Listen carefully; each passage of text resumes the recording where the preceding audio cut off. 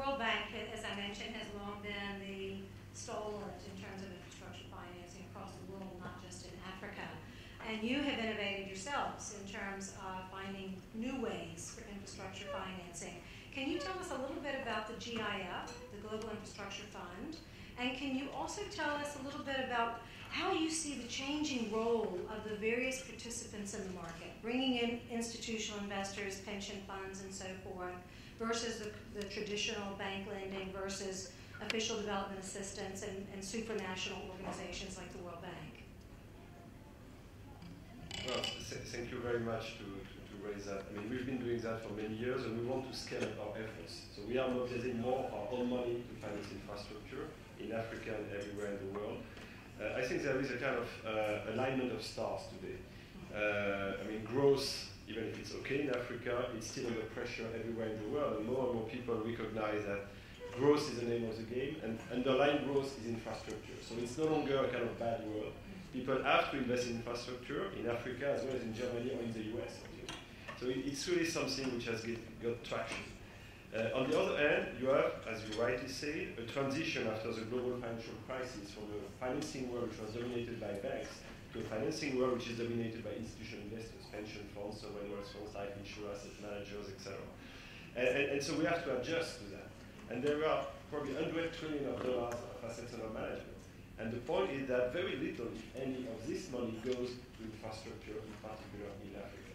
So the idea behind the GIF is, okay, what can we do? We can write another report and say, well, it doesn't work. And then another report, another report, another report. So we made the decision to try to put everybody around the table, build a platform where we have governments. So the GIF is financed by China and Japan. And those days it's not that often that China and Japan are together. By Singapore, Australia, Canada.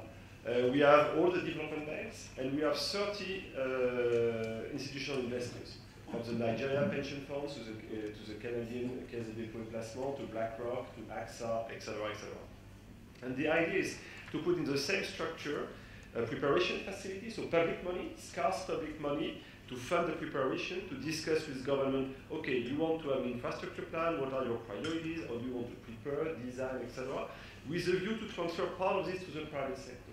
And we want to have the private sector already around the table to tell us, okay, this is what we need to put our money at risk. These are the tools that we want to put together. And that's why it's important to have all the development banks, because we are all doing very interesting things, but to make them in a kind of consistent manner, to bring the toolbox.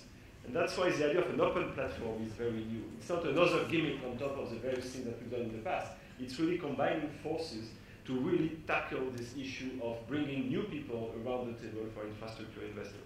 And it's difficult because these institutional investors, as you know, their business model is built on very thin margins. I mean, when you work with 10 or 20 bips, you cannot afford very expensive due diligence. You cannot afford targeting the single projects in RDC or in Kenya. But if you are being held by people like us who can say, okay, we have this pool of assets where you can co-invest with us.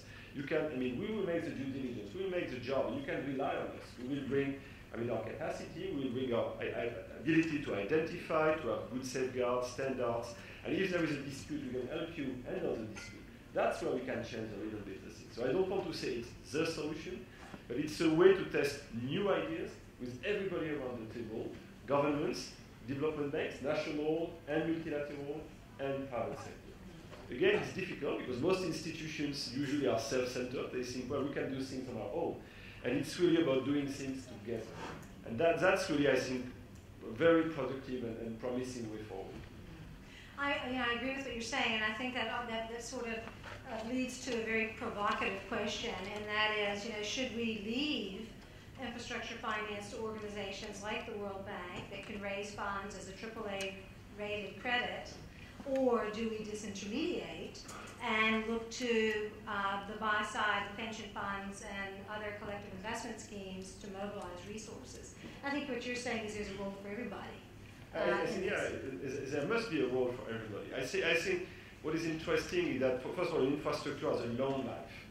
From the reasoning, I mean, as I've said to many people, there are many ideas, but not all ideas become projects. So to move from an idea to a project, then you need to mobilize mostly public resources. And that's where we can help. That's where public money is absolutely critical.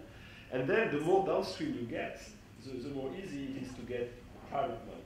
So So I think there is room for everybody. I mean, you say for Africa, we need 93 billion per annum. At the global level, it's 1 trillion per annum. I mean, this money will not come from the World Bank, will not come from the African Development Bank, will even not come from the Asian Infrastructure Investment Bank. This is going to be a tiny part. We need to leverage this. We need to provide a little bit of skin in the game. If we are not there, not credible. But we need to put skin in the game, and then we need to provide the guarantee, etc. We had a very interesting conversation at our spring meeting in Washington, provided by Moody's, actually. I'm not always in good relationship with rating agencies, but that time it was a very interesting conversation. Moody's has reviewed 5,000 projects in infrastructure over 35 years. And one of the key conclusions is that emerging market or OECD, risk is the same.